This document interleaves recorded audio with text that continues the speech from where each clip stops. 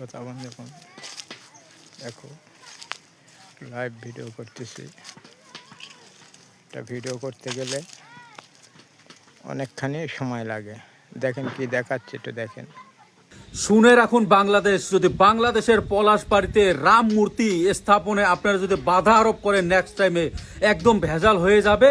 বাংলাদেশের রংপুর, এরপরে চট্টগ্রাম আপনি কি থেকে শুরু করে বলতেছেন? সব আমরা হিন্দুস্তানি একদম কবজা করে নেব।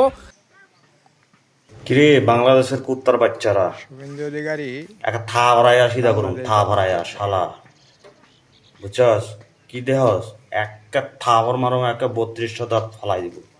তাকে সাটা ভাঙা মার जब तक इस देश में स्वच्छ मुल्ला अभियान नहीं चलाओगे, एक एक करके इन मादर चौधों को नहीं काटोगे, इनको घर में घुस के खींच के नहीं मारोगे, तब तक कहीं भी शांति स्थापित नहीं हो सकती है। ये ऑन रिकॉर्ड में कह रहा हूँ। सरकार की जिम्मेदारी कब तक रहेगी? মুখ্যমন্ত্রী শুভেন্দু অধিকারী, তার আসল টার্গেট মূলত নবনির্বাচিত বাংলাদেশের প্রধানমন্ত্রী তারেক রহমান।